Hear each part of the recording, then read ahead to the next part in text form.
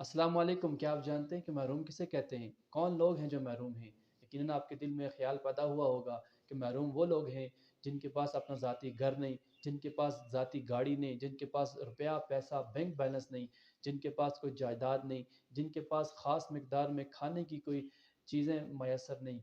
लेकिन नहीं, महरूम वो लोग हैं जिन्हें इल्म है कि नमाज़ इशराक और चाश का तकरीबन 6 घंटे तक वक़्त रहता है, लेकिन उसके बावजूद वो 2 रकात नफ़ल ना अदा कर सकें, जो इंसानी जिस्म के 360 जोड़ों का सदका है। महरूम वो है जिसे इल्म है कि रात तकरीबन 11 से 12 घंटे की है, मगर उसके बावजूद वो 2 रकात नमाज़ तहज्जुद ना पढ़ सके, जिसको पढ़ने में तकरीबन 3 से 4 मिनट लगते हैं। महरूम वो है जिसे मालूम है कि पूरा दिन और रात 24 घंटे के हैं, मगर उसके बावजूद वो एक रुकू कुरान पाक की तिलावत ना कर सके, जिसे पढ़ने में तकरीबन 4 से 5 मिनट लगेंगे।